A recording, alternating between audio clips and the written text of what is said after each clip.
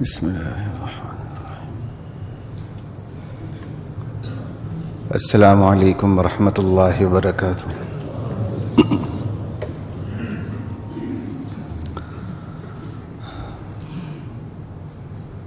الحمد للہ وکفى وسلام علی عباده الذین اصطفى اما بعد فأعوذ بالله من الشیطان الرجیم. بسم اللہ الرحمن الرحیم. الف لام را کتاب انزلناه الیک لتخرج الناس من الظلمات الى النور باذن ربهم الى صراط العزیز الحمید. اللہ الذی له ما فی السماوات وما فی الارض وویل للکافرین من عذاب شدید. الذین يستحبون الدنيا على الآخرة ويصدون عن سبيل الله ويبغونها عوجا أولئك في ضلال بعيد. صدق اللہ مولانا العظیم. انعام صاحب ایک چھوٹا قرآن یہاں رکھ دیں، کوئی پتہ نہیں پھر بندہ بھول جاتا. لا الہ الا اللہ واللہ اکبر. سورہ ابراہیم کی آیات میں نے آپ کے سامنے پڑھی ہیں. ارادہ تو یہ تھا کہ گزشتہ جمعے آپ کے سامنے قاری صاحب اگر آپ سن رہے ہیں تو ذرا کہ اسپیکر کو چیک کریں، ذرا آواز آ رہی ہے.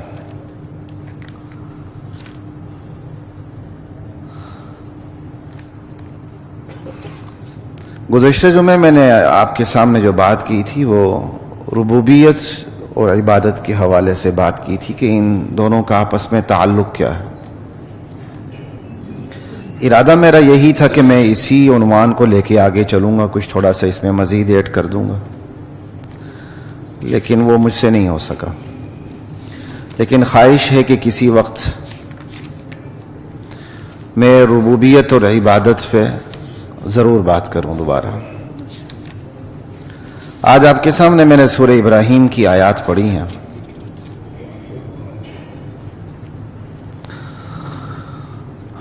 اور ان آیات کا انتخاب اس کی وجہ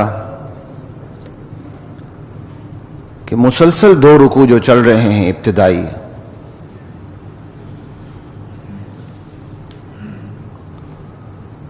اس میں قوموں کا مزاج سامنے آتا ہے. انبیاء کی قومیں کس قسم کا مزاج رکھتی تھیں، کیسے سوالات کرتی تھیں، ان کی نفسیات کیا تھی، ان کی عادات کیا تھے، ہم نے کیا کرنا. اس لیے میں نے ان کا انتخاب کیا. قوموں کی ان نفسیات میں بنیادی طور پر جو میں فوکس کروں گا ان کی کمزوریوں کو کروں گا. کمزوریوں کے برعکس خوبیاں بھی آپ کے سامنے خود بخود چلی آئیں گی، لیکن عمومی طور پر ابتدا ہی سے یہاں خامیوں کو فوکس کیا گیا ہے کہ جن قوموں نے دین کا انکار کیا، نبی کے سامنے موجود ہونے کے باوجود نبی کی تعلیمات پر وہ آمادہ نہیں ہوئے.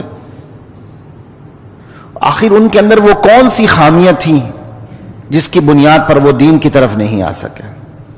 بس ان خامیوں کو ڈسکس کرنا ہے، اور ڈسکس کرنے کا مطلب کوئی کہانی بیان نہیں کرنا. ڈسکشن کا مطلب یہی ہے کہ ہم ان خامیوں سے اپنے آپ کو بچا لیں. قرآن کریم تمام آسمانی کتابوں کا نچوڑ ہے. گزشتہ امتیں جو بڑی بڑی امتیں گزر گئی ہیں، ان کے عروج و زوال، ان کے پیمانے، ان کا مزاج، ان کی نفسیات، ان کی عادات، ان کے طور طریقے قرآن ڈسکس کرتا ہے. یہی وجہ ہے کہ اس امت کے لیے ہدایت پہ آنا دیگر تمام امتوں سے زیادہ آسان ہے. سورت کا آغاز ہوتا ہے، اللہ کا اپنا ایک انداز ہے سورت کے آغاز کا. الف لام را کتاب انزلناہ الیک. یہ کتاب ہے، یہ عظیم کتاب ہم آپ کی طرف نازل کر رہے ہیں، ہم نے نازل کی یہ کتاب آپ کی طرف. قرآن کی کئی صورتوں میں اللہ اس کا اظہار فرماتے ہیں، ہم ہیں اس کے نازل کرنے والے. اس میں قرآن کی عظمت کی طرف اشارہ ہے، پھر جس کی طرف اتارا جا رہا ہے اس کی عظمت، پھر جو اتار رہا ہے اس کی عظمت، تو خیر اس کا تو کوئی مطلب انتہا ہی نہیں ہے. کتاب تنوین تعظیم کی ہے، یہ عظیم ترین کتاب انزلناہ الیک، ہم ہیں اس کو نازل کرنے والے. کیوں؟ لتخرج الناس من الظلمات الی النور، تاکہ میرے نبی آپ لوگوں کو اس کتاب کے ذریعے لوگوں کو تاریکیوں سے نور کی طرف لے آئیں.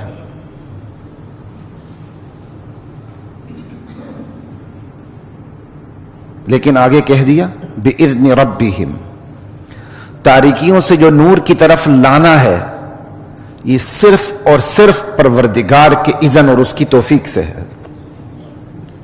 حتیٰ کہ نبی بھی کسی کو ہدایت نہیں دے سکتا، ہدایت کی کوشش کر سکتا بس.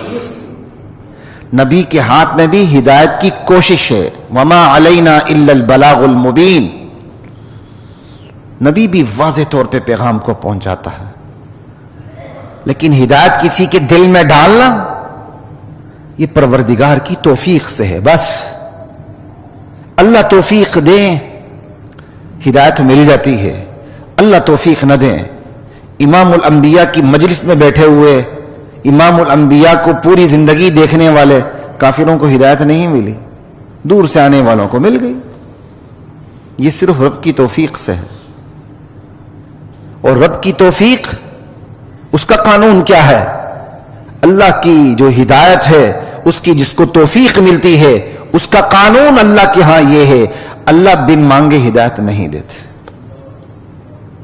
اللہ بے طلبے کو ہدایت نہیں دیتے، اللہ طلبگار کو ہدایت دیتے ہیں.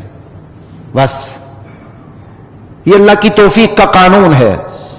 طلب دشمن میں پیدا ہوگی، اللہ اسے ہدایت دے دیں گے. طلب اپنے میں پیدا نہیں ہوگی، اللہ اسے ہدایت نہیں دیں گے. ضروری نہیں نبی کا بیٹا نبی بن جائے، ضروری نہیں شیطان کا بیٹا شیطان ہی ہو. نبی کے بیٹا جہنم چلا گیا، بیوی جہنم چلی گئی، فرعون کی بیوی جنت، سلمان فارسی جنت، بلال حبشی جنت، ابو لہب ابو جہل جہنم. یہ ہے بِإِذْنِ رَبِّهِمْ، تاریکیوں سے نور کی طرف لانا. بھئی یہ تاریکیوں سے نور کی طرف یہ کیا ہے؟ کہ اِلَى صِرَاطِ الْعَزِيزِ الْحَمِيدِ، تاریکیوں سے جو نور کی طرف لانا ہے. کیونکہ اس کے اندر بہت بڑی بات ہے. نور کے علاوہ جو کچھ ہے اس کو تاریکیاں کہا گیا ہے. قرآن میں کہیں بھی نور کو جمع کے طور پہ استعمال نہیں کیا گیا جب ہدایت کی بات آتی ہے. جب بھی قرآن ہدایت کی بات کرتا ہے اپنے سوا ہر ایک کو ظلمات کہتا ہے. یہ قرآن کے انداز کو سمجھ کے چلے تو آپ کا دل گردہ بھی جوان رہے گا. اتنے سمجھوتا پسند نہ بنے کہ اپنے دین کے بارے میں میں اور آپ شکوک میں مبتلا ہو جائیں. قرآن اپنے سوا ہر ایک کو ظلمات کہتا ہے کہ تمہارے اندر صرف تاریکی ہی تاریکی ہے. چاہے وہ کمیونزم ہے، سوشلزم ہے، سیکولرزم ہے، نکرزم ہے، جو بھی ہے. یہ نکرزم پرویز مشرف کے دور سے آیا تھا نا. جو بھی ہے قرآن ان سب کو کہتا ظلمات. کتنا کھرا انداز ہے. قرآن صرف محمد الرسول اللہ کے سینے اتھر پر اترنے والے دین کو نور کہتا ہے. اس کے علاوہ جو کچھ ہے وہ ظلمات ہے. ایک بندہ اپنی ذات میں کتنا ہی پڑھا لکھا کیوں نہ ہو، روشن خیال کیوں نہ ہو، اسٹیفن سے کتنا آگے میں نکل چکا ہو اور نیوٹن کو شکست دے چکا ہو، لیکن اگر وہ محمد کے سینے پہ اترے ہوئے نور کی طرف نہیں آتا، قرآن کہتا ہے تو ظلمات کے اندر ہے، تو جاہل ہے. اور جب بالکل ان پڑھ ہے, انگوٹھا چھاپ ہے, لیکن وہ محمد الرسول اللہ کے لائے ہوئے دین کو قبول کر چکا ہے, تو قرآن کہتا ہے تو نور کے اندر اتر چکا ہے. ان چیزوں کو بالکل بلاگ طریقے سے قرآن کا مطالعہ کریں اور سمجھیں. من الظلمات الى النور. بھائی یہ اتنی بڑی آخر حوصلہ کس کا ہے کہ اپنے علاوہ ہر ایک کے راستے کو ظلمات کہہ دینا, صرف اپنے راستے کو نور کہہ دینا. یہ تو انسان کے بس میں ہی نہیں ہے. یہ انسان کے بس میں, یہی وجہ ہے آج کا انسان قانون بناتا ہے تو کوئی انسان نہیں کہتا کہ میرا قانون حرف آخر ہے. آج کا انسان اتنا حقیقت پسند ہو چکا, کہتا ٹھیک ہے ہم نے ننگے ہونے کا قانون بنایا, تم لباس کا قانون بنا لو, لیکن ہمارا قانون غلط نہیں ہے. ہم جو مرضی بنا لیں, ہماری مرضی. ہم شراب کو حلال کریں, ہم جنس پرستی کو حلال کریں, جس کو مرضی کریں, ہماری مرضی. تم جو مرضی بنا لو, اگرچہ وہ ہم پر بھی سوار ہوتے ہیں, وہ ایک الگ بات ہے. انسان سمجھوتا کرتا, کہتا یار کسی کو غلط مت کہو, یہ اللہ ہی فیصلہ کرے گا جہنم کون جانا. جس اللہ نے فیصلہ کرنا ہے وہ فیصلہ کن کتاب دے کے نبی کو بھیج کے میرے اور آپ کے سامنے حق کو ظاہر کر چکا ہے. کہتے ہم کون ہوتے کہنے والے؟ بھائی ہم کون ہوتے, واقعی ہم کون ہوتے کہنے والے؟ جس نے کہا اس کی بات کو ہم نقل کر رہے ہیں کہ اس نے یہ کہہ دیا ہے, بتا دیا ہے. ایک عجیب بیماری لگی ہوئی ہے, ہم کون ہیں کہنے والے, پھر ہم کون ہیں آئین کی تشریح کرنے والے, پھر ہم کون ہیں ریڈ لائٹ پہ رکنے والے, گرین لائٹ پہ چلنے والے. تو یہ تو پھر سارا کا سارا جہالت کا مجموعہ بن جائے گا. ہم کون ہیں؟ یہاں آپ کو ہم کون ہیں کیوں نہیں یاد آتا؟ ہم کون ہیں ملازمت پہ صبح 8 بجے پہنچنے والے؟ ہم کون ہیں صبح صبح کیس لے کے عدالت میں پہنچنے والے؟ نہ پہنچے نا, گھر میں کیا کہتے خراٹے مار کے بیٹھے رہے ہیں. وہاں تو بڑی عقل استعمال ہوتی ہے. جب دین کی بات ہوتی ہے, ہم کون ہیں جنت جہنم کا فیصلہ کرنے والے؟ واقعی ہم کون ہیں, لیکن جو فیصلہ کر چکا ہے, ہمارے ہاتھ میں دے چکا ہے, اس کی امپلیمنٹ کا ہمیں آرڈر دے چکا ہے, وہ ہم نے کرنا. لا الہ الا اللہ. بات یہ ہو رہی تھی اپنے علاوہ ہر ایک کو ظلمات کہہ دینا, تاریکیاں ہی تاریکیاں. صرف اپنے راستے کو نور کہہ دینا یہ انسان کے بس میں نہیں ہے. اس لیے اللہ تعالیٰ نے آگے کہہ دیا, یہ کہنے والا کون ہے؟ اتنی بڑی بات کہ من الظلمات الی النور, کہ سارے راستے تاریکیاں, ایک ہی راہ نور کا الی صراط العزیز الحمید. یہ صرف اللہ کا راستہ ہے, اور اللہ کا راستہ اللہ نے بتایا ہے. اللہ کو یہ حق پہنچتا ہے کہ وہ یہ کہے کہ میرے راستے کے علاوہ تمام راستے تاریکیاں ہی تاریکیاں ہیں, اور اس اللہ کا راستہ جو عزیز ہے, بالادست ہے, جس سے لڑ کے کوئی طاقت جیت نہیں سکتی, الحمید اس اللہ کا راستہ جس کی کوئی تعریف کرے نہ کرے وہ اپنی ذات میں ہے ہی تعریف والا. اس لیے من الظلمات الی النور کی تشریح الی صراط العزیز الحمید سے کر دی کہ یہ انسان کے بس میں نہیں ہے اپنے آپ کو نور کہہ دینا, باقی سب کو ظلمات میں کہہ دینا. یہ اگر محمد الرسول اللہ کی زبان مبارک سے یہ ادا کروایا ہے تو اس اللہ نے کروایا ہے. الی صراط العزیز الحمید, اللہ الذی لہ ما فی السماوات وما فی الارض. اس اللہ کے ہاتھ میں ہے, وہ اللہ جس کے ہاتھ میں آسمان و زمین کی تمام چیزوں کی ملکیت ہے. وویل للکافرین من عذاب شدید, اور جو لوگ حق کا انکار کرتے ہیں ان کے لیے عذاب شدید ہے. اب آگے وہی بات جو میں آپ سے عرض کر رہا تھا کہ آخر وہ انکار کرنے والوں میں خامیاں کون سی تھی جن کی بنیاد پہ انہوں نے انکار کیا. وہ تقریباً دو رکوع میں سامنے رکھنے کی کوشش کروں گا تو بہت سی چیزیں آئیں گی جو ان کے اندر خامیاں تھیں. اب دیکھیں کون سی خامی کا ذکر ہو رہا ہے کہ الذین یستحبون الحیات الدنیا علی الآخرہ. یہ وہ لوگ ہیں جنہوں نے دنیا کی زندگی کو آخرت کی زندگی پہ ترجیح دے ڈالی ہے. ٹھنڈے دل سے انہوں نے دین اور دنیا کو دیکھا اور دنیا کے مفاد کو قربان کرنے کے بجائے دین کے مفاد کو قربان کر ڈالا. جہاں جہاں دین کا مفاد دنیا کے مفاد سے ٹکرائے گا ہم دنیا نہیں چھوڑیں گے, دین کو چھوڑ دیں گے. جہاں دونوں جمع ہو جائیں سو بسم اللہ. یہ چیز ہم میں ہے کہ نہیں؟ آیات اتنی کافروں کے بارے میں چسپاں ہو رہی ہیں ہم مسلمانوں کے اوپر کہ کافروں کی بنیادی خامی کیا تھی؟ دنیا کی زندگی کو آخرت کی زندگی پر ترجیح دینا، دنیا کے مفاد کو آخرت کے مفاد پہ ترجیح دینا. جہاں تصادم ہو مفادات کا وہاں دنیا کے مفاد کو ترجیح دینا. جب بندے کی یہ ترجیح قائم ہو جاتی ہے نا کہ میں نے مفادات کے تصادم میں دنیا ہی کو ترجیح دینی ہے، تو پھر وہ وہاں اس کی بریک نہیں لگتی. وہ رفتہ رفتہ اس کی رفتار بڑھتی چلی جاتی ہے. یہاں بھی رفتار بڑھ رہی ہے. آگے دیکھیں، پہلے مرحلے پہ تو کافروں نے دنیا کو ترجیح دے دی. اب آگے کیا ہوا؟ جب دنیا ہی کو خدا بنا لیا. وَيَصُدُّونَ عَن سَبِيلِ اللَّهِ، جب دنیا کی ترجیح کا فیصلہ ہو گیا دین سے رک گیا.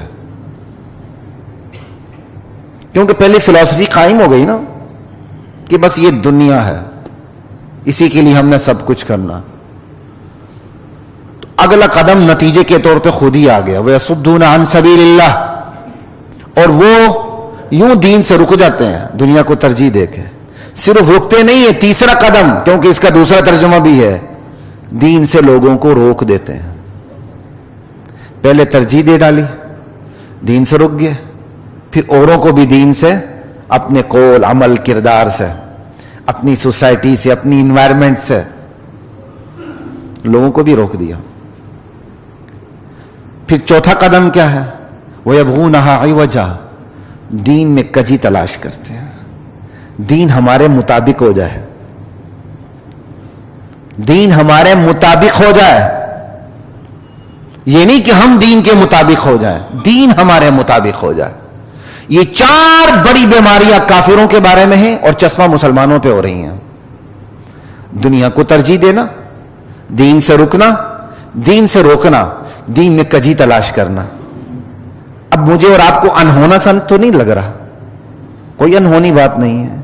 ہم دین کو دنیا کو دین پہ ترجیح دیتے ہیں، دین سے رکتے ہیں، دین سے روکتے ہیں اور دین میں کجی تلاش کرتے ہیں، ٹیڑھ تلاش کرتے ہیں، دین کو اپنے مطابق بنانے کی کوشش کرتے ہیں. اس کی سب سے بڑی مثال آپ کا آئین ہے.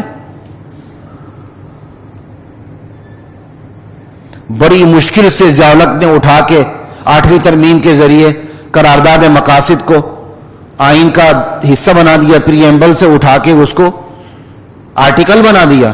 کہنے والوں نے کہہ دیا یہ دیگر آرٹیکلز کی طرح ایک آرٹیکل ہے. کیا بنے گا جو یہ کہہ کے دنیا سے چلے گئے؟ کیا بنے گا ان کا؟ جو لکھ کے چلے گئے ہیں کیا بنے گا ان کا؟ قرارداد مقاصد کا ایک جملے میں اگر کوئی بیان کرے وہ یہ ہے اللہ کی حاکمیت کی بالادستی. بس یہ دفعہ اتنی کمزور ہو گئی کہ دیگر دفعات کی طرح ایک دفعہ ہو گئی. انا للہ و انا الیہ راجعون. اللہ نہیں پوچھے گا، جتنے مرضی قانون کے پروسیس سے پروسیجر سے آپ گزر جائے اللہ گریبان پہ ہاتھ نہیں ڈالے گا. انسان اپنے آپ کو خدا بنا لیتا ہے. دعا کریں کہ ایک بڑا لارجر بینچ تشکیل ہو جائے جو فیصلہ کرے کہ اس دفعہ کو دیگر تمام آرٹیکل پہ فوقیت حاصل ہے. اللہ کی حاکمیت کی بالادستی اور یہ دیگر آرٹیکل کی طرح ایک آرٹیکل. انا للہ و انا الیہ راجعون. پہلے تو یہ بیچاری یتیم آرٹیکل ہی نہیں، تو پریمبل تھی. لا الہ الا اللہ کے نام پہ پاکستان بنتا ہے اور یہ دیباچہ تھا قرارداد مقاصد. اس سے بڑا ظلم کوئی ہے؟ پھر کہتے ہیں جی مہنگائی ہو گئی، پھر کہتے ہیں یہ ٹیکس لگتے ہیں. شکر کریں ابھی کچھ بھی نہیں ہوا، ابھی تو دھیرے دھیرے کام آگے بڑھ رہا ہے اور اللہ آہستہ آہستہ جھنجھوڑتے جا رہے ہیں. لیکن ہم سمجھنے کے لیے تیار نہیں ہیں. ہم کہتے ہیں ہمارے حالات اس وقت بدلیں گے جب IMF سے مزید قرضہ لیں گے. ارے بھائی بھوکے ننگے رہنے کے لیے تیار ہو جاؤ. تین نہیں ایک وقت کا کھانا کھانے کے لیے تیار ہو جاؤ, دو روٹیاں نہیں دو نوالے کے لیے تیار ہو جاؤ, قسم کھا لو کہ ہم نے کوئی قرضہ نہیں لینا, کوئی بات نہیں دشمن حملہ کر دے. افغانستان بھی تو جی رہا 50 سال سے, 7ویں 8ویں نسل ان کی آ چکی ہے, وہ بھی تو جی رہے ہیں, اللہ ہمیں مشکلات میں نہ ڈالے. وہ تو 3 بڑی سپر پاورز کو شکست دیتے ہوئے جی رہے ہیں, اور ہم کہتے ہیں جب تک ہم IMF سے قرضہ نہیں لیں گے, ہم اپنی فوجی ضروریات اور معاشی ضروریات پوری نہیں کریں گے, ہم جی ہی نہیں سکتے. ہم نے تو کیا کہتے ہیں IMF کو خدا بنا کے رکھا ہوا. اللہ اور اس کے رسول سے آپ جنگ کریں پھر کہیں میرے اور آپ کے حالات بدلیں, ناممکن ہے. آپ جو مرضی کر لیں, آپ قوم کو آپس میں لڑائیں گے. یہ چلان کرنے والے بھی تو میرے اور آپ کے بھائی ہیں نا بھائی. ترس آتا ہے, کل ویڈیو دیکھ کے مجھے بڑا ترس آیا, 2 مسلمان بھائی آپس میں لڑ رہے ہیں, ایک چالان کرنے والا ہے اور ایک جس کا چالان ہوا ہے, دونوں لڑ رہے ہیں. اس لڑنے کی بنیادی وجہ دونوں میں کیا ہے؟ ریاست. ریاست ظالم ہے, گورنمنٹ ظالم ہے. پہلی بے روزگاری ہے, پہلی ہاتھ میں کچھ نہیں ہے, اور آپ جناب علی ہزاروں روپے کے چالان بھر رہے ہیں. آپ سمجھتے ہیں ہم ٹیکس لے کے معیشت کو راہ راست پہ لائیں گے؟ ناممکن ہے, یہ ایسا ہو ہی نہیں سکتا. پھر ہم باہر کی مثالیں دیتے ہیں, فلان جگہ. بھائی ان لوگوں نے اپنی عوام کو بالکل اطمینان میں رکھا ہوا ہے, وہ 2000 نہیں 10,000 بھی ٹیکس چالان بھر دے تو کوئی بڑی بات نہیں ہے. آپ کیا کرتے ہیں, آپ کیا دیتے ہیں اپنی عوام کو؟ یہ سب اللہ اور اس کے رسول سے جنگ کے نتائج ہیں. یہ چاروں بیماریاں جو کافروں کی ہیں وہ مسلمانوں پہ چسپاں ہو رہی ہیں. دنیا کو ترجیح دینا, دین سے رکنا, دین سے روکنا, اور دین کو اپنے مطابق کرنے کی کوشش کرنا. ہم قانون ہاتھ میں لے کے قانون بنا کے دین کو اپنے مطابق کرنے کی کوشش کرتے ہیں. جب مجھ سے قانون والے بھی فون پہ سوال پوچھتے ہیں تو مجھے بڑی حیرت ہوتی ہے. 3 طلاقیں پڑ چکے جی, 90 دن پورے نہیں ہوئے, افیکٹو ہوئی کہ نہیں ہوئی. شکر ہے اتنا پوچھ لیتے ہیں, وگرنہ یہاں تو یہ سمجھتے ہیں 90 دن گزرے ہی نہیں, افیکٹو ہی نہیں ہوئی. لعنت ایسے قانون کے اوپر جو اللہ اور اس کے رسول سے بغاوت پر مبنی ہے. ہو گئی افیکٹو ہو گئی, جب 3 پڑ گئی کچھ بھی نہیں رہا پیچھے. 90 دن کے اندر آپ ایلفی لگا کے جوڑ لیتے ہیں, دوبارہ میاں بیوی بنا لیتے ہیں, عمر بھر وہ زنا کرتے رہتے ہیں.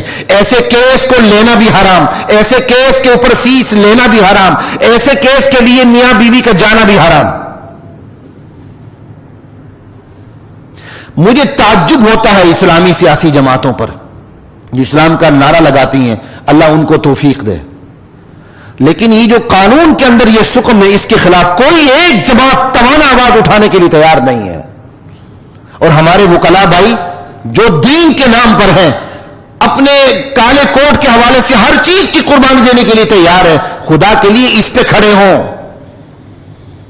یہ تو معاشرے میں زنا پھیل رہا ہے, اس سے زنا, اور لوگوں کو پتہ ہی نہیں ہے. 3 طلاقیں ہو چکی ہوتی ہیں یہ 90 دن پورے نہیں ہوئے, افیکٹو ہی نہیں ہوئی. یہ تو اللہ اور اس کے قانون سے بغاوت ہے. خلا کے نام پہ سارے تنسیخ کے فیصلے ہو رہے ہیں. یہ اگر معاشرے میں یہ ہونا, پھر وہ معاشرہ بچتا نہیں ہے. وہ تو شکر کریں کہ پوری دنیا میں جو دین کی خدمتیں ہو رہی ہیں اس کا کوئی نہ کوئی سرا آ کے یہاں پاکستان سے مل جاتا ہے. تو اللہ نے کہا چلو تھوڑا سا ہاتھ ہولا رکھو ان پہ. یہ دین کی برکتیں ہاتھ ہولا ہے, وگرنہ ہم سے کم لوگوں کے حالات خراب ہیں, ان کے حالات زیادہ بگڑے ہوئے ہیں ہم سے. جائے دیکھیں, ہم سے کم لوگوں کے اعمال خراب ہیں لیکن ان پر اللہ کا عذاب جلدی آیا ہوا ہے. دیکھیں دنیا کا مشاہدہ کر رہے ہیں, پھر آپ تعجب کریں گے ہمارے حالات ان سے زیادہ خراب ہیں, اللہ کا عذاب کیوں نہیں آ رہا؟ شکر ادا کریں اللہ کا عذاب نہیں آ رہا, کیونکہ یہاں دین کے نام لیوا کسی نہ کسی درجے میں دین کا کام کر رہے ہیں, اور اس درجے کا دین کا کام کر رہے ہیں کہ پوری دنیا کے اندر جو دین کی خدمات کا سرا ہے وہ آپ کے غریب پاکستان سے مل رہا ہوتا. یہ برکتیں ہیں جو عذاب کو روکے رکھی ہوئی ہیں. ان برکتوں نے عذاب کو روک کے رکھا ہوا ہے. اولئک فی ضلال بعید, یہ پرلے درجے کی گمراہی ہے. وما ارسلنا من رسول الا بلسان قومه. اب سوال ہے، نبی آیا، انبیاء آئے، قوموں نے نہیں مانا. تعجب ہے، اتنی واضح تعلیمات کو نہیں مانا. شاید قوم کو سمجھا نہ سکے ہوں انبیاء، یا جاپانی قوم میں کوئی چینی نبی چلا گیا ہو، ہندوستان میں کوئی عربی نبی آ گیا ہو، عربستان میں کوئی عجم کا نبی چلا گیا ہو. کہ نہیں، وما ارسلنا من رسول الا بلسان قومه لیبین لهم. ہم نے جس رسول کو بھی بھیجا ہے اس رسول نے جا کے اس قوم کی زبان میں ہی پیغام دیا ہے. اس زبان کے بندے کو ہم نے بھیجا ہے تاکہ بات لیبین لهم. یہ کام کیوں کیا؟ تاکہ حق، وہ نبی حق کو واضح طور پہ بیان کر دے. زبان والا زبان اپنی قوم کی زبان کو سمجھتا ہے. زبان صرف زبان نہیں ہوتی، زبان میں نفسیات ہوتی ہے، زبان میں عادات ہوتی ہیں، زبان میں مزاج ہوتا ہے. جب زبان میں بھیجا تو جس نبی کو بھیجا وہ زبان کو بھی سمجھتا ہے، نفسیات کو بھی سمجھتا ہے، عادات کو بھی سمجھتا ہے، تہذیب و تمدن، طور طریقے، تمام پوری قوم کو اچھی طرح سمجھتا ہے. اس نے پوری قوم کی عادات کو سامنے رکھ کر واضح طور پر ان کو اللہ کا دین بیان کیا. لیبین لهم. اچھا جی، جب اتنا واضح دین بیان کیا پھر قوم کیوں نہیں مانی؟ کہ فیضل اللہ من یشاء ویہدی من یشاء.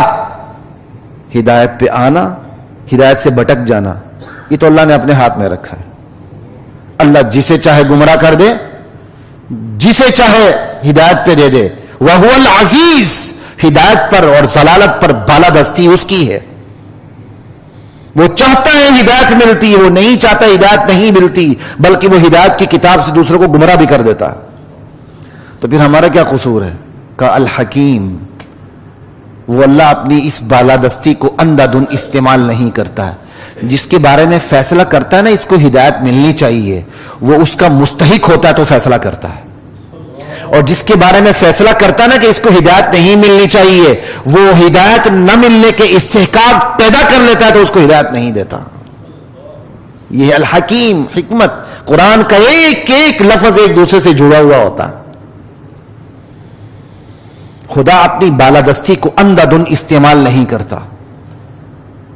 جو طلب رکھتا ہے ہدایت دے دیتا ہے، جو طلب نہ رکھے جتنا مرضی پاک خون ہو اللہ اس کو ہدایت نہیں دیتا. الحکیم. وَلَقَدْ أَرْسَلْنَا مُوسَى بِآيَاتِنَا أَنْ أَخْرِجْ قَوْمَكَ مِنَ الظُّلُمَاتِ إِلَى النُّورِ وَذَكِّرْهُمْ بِأَيَّامِ اللَّهِ. اب ایک تاریخی دلیل دے رہے ہیں اللہ. ہم نے موسیٰ کو بھی بھیجا تھا، اپنے بندے موسیٰ کو علیہ السلام، اور یہی پیغام دے کے بھیجا تھا کہ اپنی قوم کو تورات کے ذریعے ظلمات سے نکال کے نور کی طرف منتقل کر دو. وَذَكِّرْهُمْ بِأَيَّامِ اللَّهِ. اور اپنی قوم کو ایام اللہ کے ذریعے تبلیغ کرو، نصیحت کرو. ایام اللہ کیا ہے؟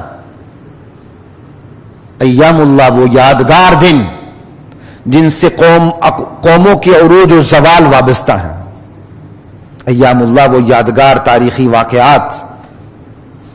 کوئی قوم عروج پاتی ہے، یادگار واقعہ ہے. کوئی قوم زوال میں چلی جاتی ہے، یادگار واقعہ ہے. اس کے اسباب کیا ہیں؟ اللہ موسیٰ علیہ السلام کو کہتے ہیں کہ ہم آپ پہ وحی کر رہے ہیں، گزشتہ امتوں کے حالات وہ ان کو بیان کریں، ایام اللہ کے ذریعے ان کو تبلیغ کریں. لیکن یاد رکھنا، ان فی ذلک لآیات لکل صبار شکور. ان واقعات میں نشانیاں ضرور ہیں ہر ایک کے لیے، لیکن فائدہ کون اٹھائے گا؟ جو صبار اور شکور ہوگا. بس صبار، آزمائش پر ثابت قدمی دکھانے والے لوگ. شکور، اللہ کی نعمتوں کا احساس کر کے قدردانی کرنے والے لوگ. یہ وہ دو صفات ہیں جن کی وجہ سے بندہ ہدایت پہ آتا ہے. اگر یہ دو صفات نہ ہو، ہدایت جاننے کے باوجود بندہ ہدایت کو قبول نہیں کرتا. ہدایت قبول کرنے کے لیے سب سے پہلے صبر کا مادہ ہونا چاہیے.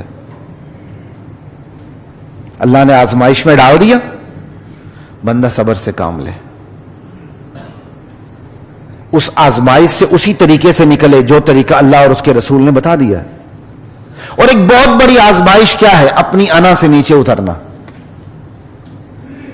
حق کا اعتراف کرنے کے لیے اپنی انا کو قربان کرنا پڑتا ہے. اس سے بڑا صبر اور کیا ہے؟ حق پر آنے کے لیے، حق کا اعتراف کرنے کے لیے خود اپنی ذات کو کھونا پڑتا ہے، اپنی انا قربان کرنی پڑتی ہے. یہی تو صبر ہے. اور ہم میں یہ صبر نہیں ہے. اسی سے پتہ چل رہا ہے نا قوموں کی بیماریاں. قوموں کے سامنے اللہ کے نبی نے، موسیٰ علیہ السلام نے حالات بھی بیان کر دیے، ہمارے نبی نے بھی بیان کر دیے، قوم پھر بھی نہیں آئی. کیوں؟ صبر کا مادہ نہیں. اور سب سے بڑا صبر کیا ہے؟ اپنی ذات کی قربانی دینا. بندہ اپنے آپ کو کھو دے اللہ اور اس کے رسول کے سامنے، سرنڈر ہو جائے. اس سے بڑا صبر کیا ہے؟ شکور، اللہ کی نعمتوں کا احساس کر کے اس کی قدردانی کرے. آج اگر میرے پاس 2 ٹکے آ گئے، میں سمجھتا ہوں یہ تو میری مہارت کے نتائج ہیں، قارون کی طرح.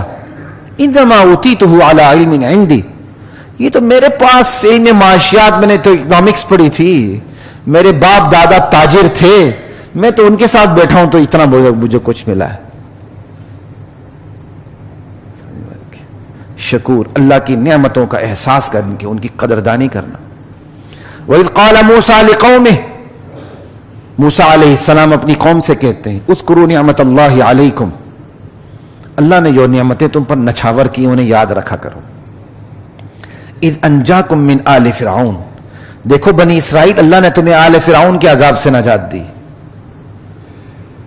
یسومونکم سوء العذاب وَيُذَبِّحُونَ أَبْنَاءَكُمْ وَيَسْتَحْيُونَ نِسَاءَكُمْ، ارے وہ تمہارے بچوں کو قتل کر دیتے تھے، تمہاری بچیوں کو جوان قتل نہیں کرتے تھے، وہ بڑے ہو کے عورتیں بن جائیں اور ان کی خدمتگار بن جائیں، غلام اور لونڈیاں بن جائیں. کتنی بڑی آزمائش تھی اللہ کی. اب اس آزمائش میں جو صبر سے نکلے، اللہ تعالیٰ نے ان کی تقدیر ہی بدل دی. انشاءاللہ میرا جی چاہتا ہے کسی کو تقدیر پہ بھی بات ہو. اللہ توفیق عطا فرمائے. وَإِذْ تَأَذَّنَ رَبُّكُمْ لَئِن شَكَرْتُمْ لَأَزِيدَنَّكُمْ وَلَئِن كَفَرْتُمْ إِنَّ عَذَابِي لَشَدِيدٌ، تمہارے رب نے اعلان کر دیا ہے، خبردار کر دیا ہے، اگر تم شکر کرو گے مزید عطا کروں گا، ناشکری کرو گے پھر میرا عذاب سخت ہے.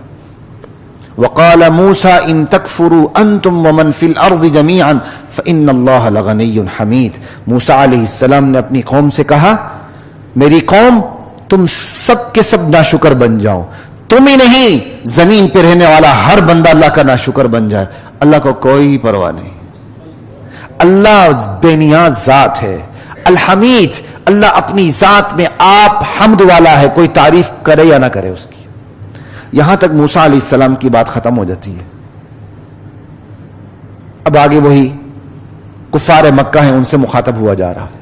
الم یأتکم نبأ الذین من قبلکم قوم نوح وعاد وثمود، کیا تمہارے پاس قوم نوح کی خبریں نہیں آئیں، قوم عاد کی خبریں نہیں آئیں، قوم سمود کا کیا کہتے ہیں نتیجہ تمہارے سامنے نہیں ہے. والذین من بعدہم، اور اس کے علاوہ بھی بہت قومیں ان کے بعد آئیں، لا یعلمہم الا اللہ، ان کا شمار اللہ کے سوا کسی کو بھی نہیں ہے.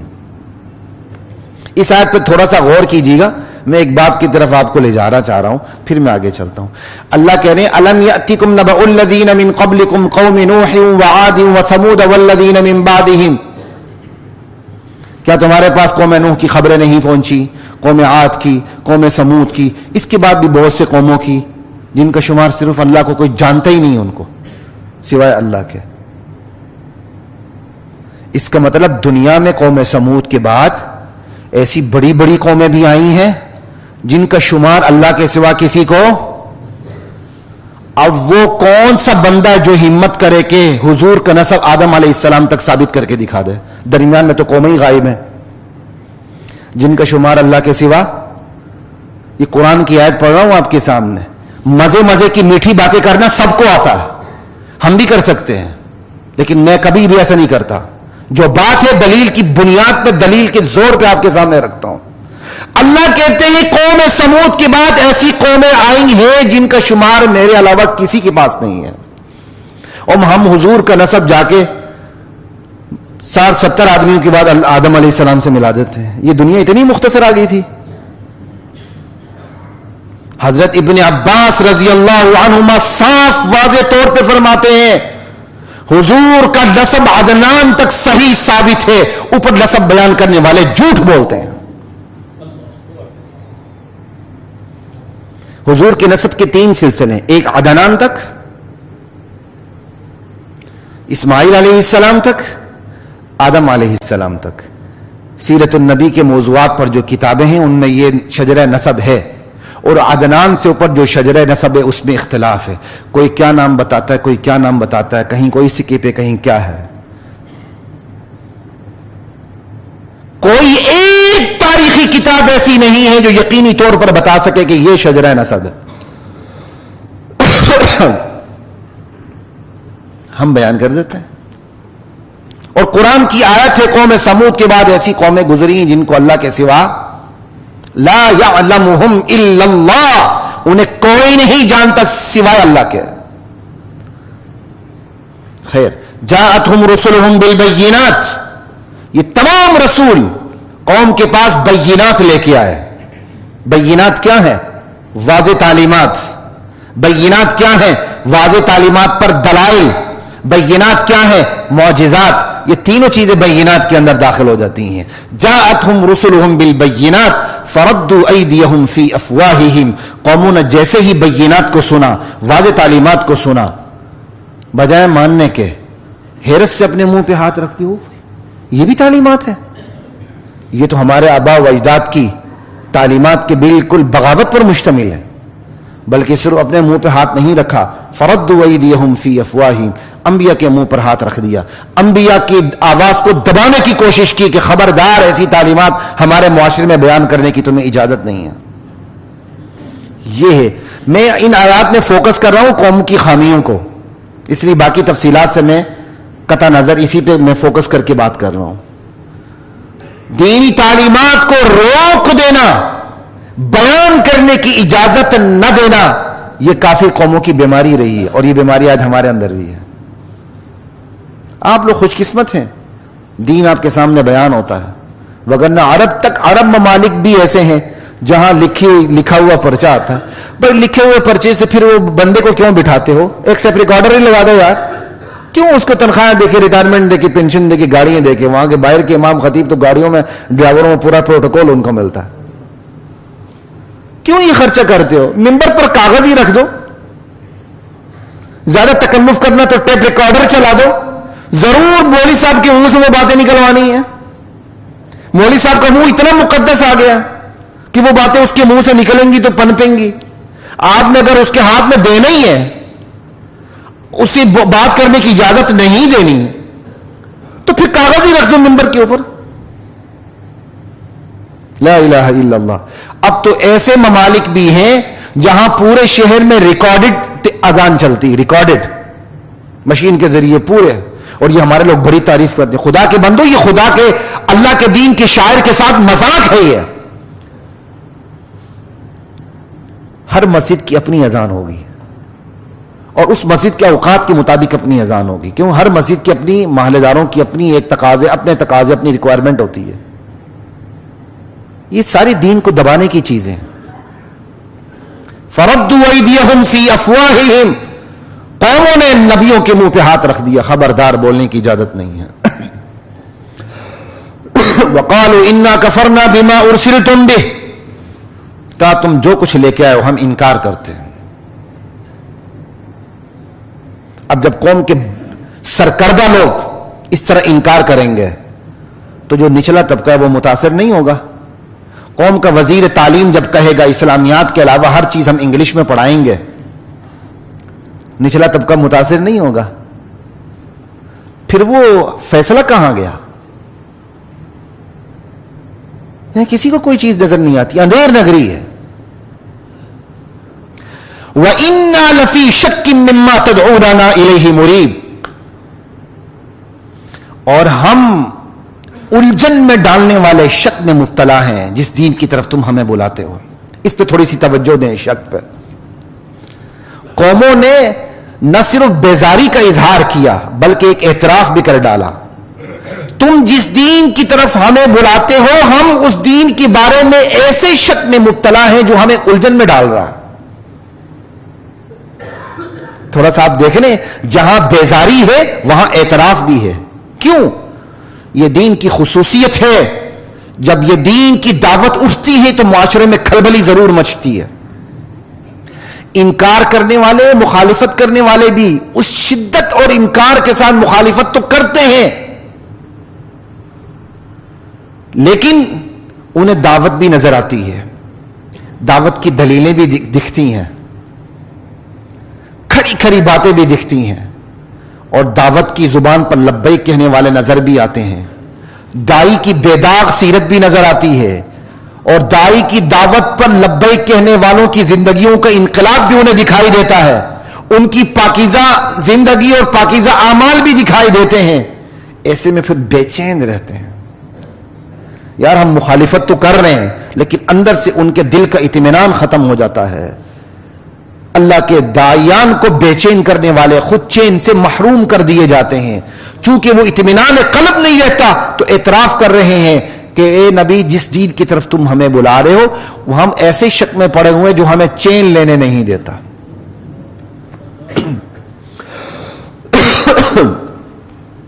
آخر وہ شک میں کیوں پڑے؟ مزید اس پہ بات کروں گا اگلی آیت کے ساتھ. افی اللہ شک فاطر السماوات والارض. نبیوں نے کہا تم اللہ کے دین کے بارے میں شک میں پڑے ہو؟ اللہ کے بارے میں تمہیں شک ہے جس نے آسمان و زمین کو پھاڑ کے بنایا ہے. یہ میں نے پھاڑ کے بنایا، میں نے جان بوجھ کے ترجمہ کیا، ورنہ دنیا کو دیکھ لیں، دنیا گولے سے ہی پھٹ کے بنی ہے. فاطر السماوات کے لٹرل میننگ کے اندر پھاڑنے کا مادہ موجود ہے. اب اس پہ زیادہ بات نہیں کروں کیونکہ میرے پاس وقت کم ہے، پھر انشاءاللہ کبھی اس پہ بھی بات کریں گے. فاطر السماوات والارض، اللہ کے دین کے بارے میں شک، جو آسمان و زمین کو جس نے پھاڑ کے بنایا ہے. یدعوکم، ہم نہیں بلا رہے، ہمارے ذریعے اللہ تمہیں بلا رہا ہے، اپنے مفاد کے لیے نہیں بلا رہا. لیغفر لکم من ذنوبکم، اللہ تمہارے گناہوں کو بخشنا چاہتا ہے، آ جاؤ اللہ کے پاس. ویؤخرکم الی اجل مسمی، اللہ تعالیٰ تمہیں ایک وقت تک مہلت دینا چاہتا ہے. قوموں کے اعمال بگڑتے ہیں، قوموں کی مہلت کم ہو جاتی ہے. قوموں کے اعمال ٹھیک ہوتے ہیں، قوموں کی مہلت بڑھ جاتی ہے. یہ تقدیر کا مسئلہ ہے، انشاءاللہ جب تقدیر پہ بیان کروں گا تو اس پہ کھل کے بات ہوگی. گرچہ اللہ کو پتا ہے کہ کب کس نے بگڑنا ہے، کب کس نے بننا.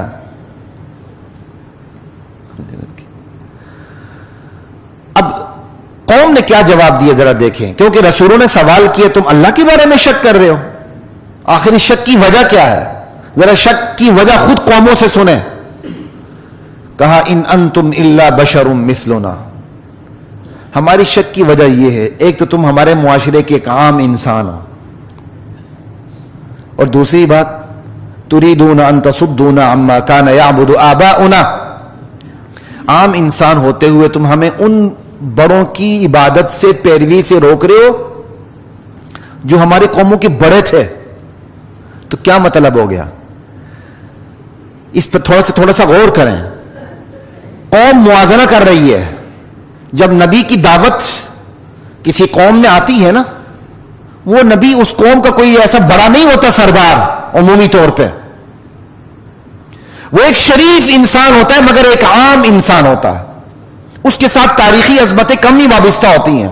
بہت کم نبی ایسے ہیں جو باپ دادا سے نبی چلے آ رہے ہوں، وگرنہ اللہ اپنا انتخاب کرتے ہیں. یہ گاڈ گفٹڈ چیز ہے، انتخاب کرتے ہیں. وہ معاشرے میں ایک شریف ضرور ہوتا ہے لیکن ایک عام انسان ہوتا ہے.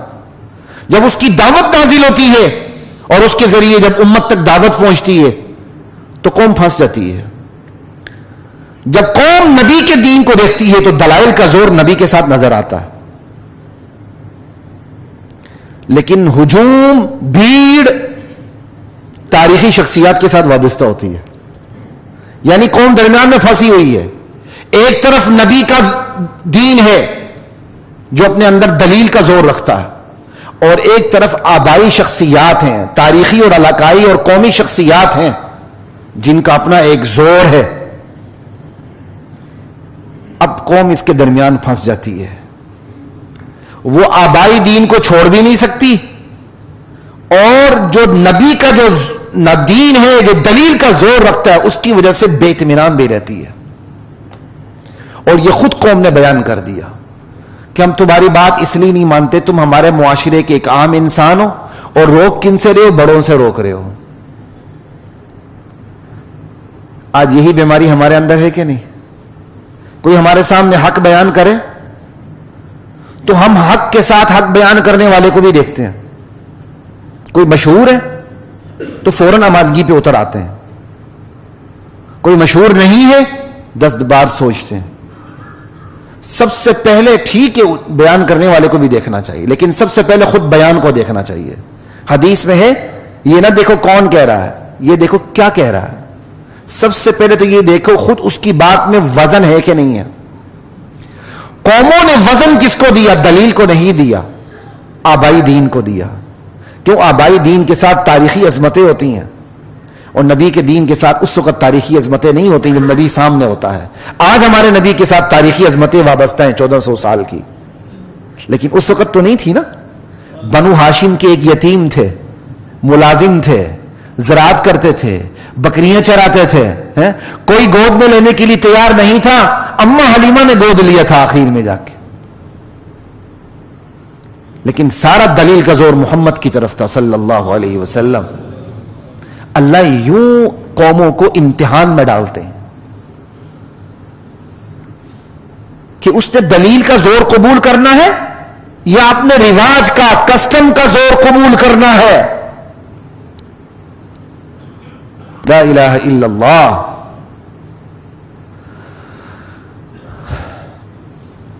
قالت لهم رسلهم ان نحن الا بشر مثلكم، رسولوں نے جواب دیے تمہاری یہ بات تو ٹھیک ہے کہ ہم انسان ہیں، لیکن ولکن اللہ یمن علی من یشاء من عبادہ، اللہ جسے چاہتا ہے اپنے فضل سے کسی کو چن لیتا ہے۔ اللہ نے نبوت کے لیے ہمیں چن لیا۔ وما کان لنا ان فاتونا بسلطان مبین، قوم نے ایک اور مطالبہ بھی کیا تھا، کہتے آپ کوئی ایسی دلیل لائیں، کوئی ایسا معجزہ لائیں ہم مجبور ہو کہ آپ کی پیروی کریں، ہم اپنے آبائی دین کو چھوڑ دیں۔ ہمیشہ یاد رکھیں دین مجبور نہیں کرتا، دین آمادہ کرتا ہے۔ دین مجبور نہیں کرتا، دین آمادہ کرتا ہے۔ کوئی آمادہ ہو جائے سو بسم اللہ، نہیں ہے تو پھر جنت جہنم سامنے اللہ تعالیٰ نے قیامت رکھی اس لیے۔ حضرات محترم، وقت ختم ہو چکا ہے، آگے بھی کچھ اور چیزیں بھی تھی لیکن میں بیان نہیں کر سکا۔ وصلی اللہ وسلم وبارک علی رسول۔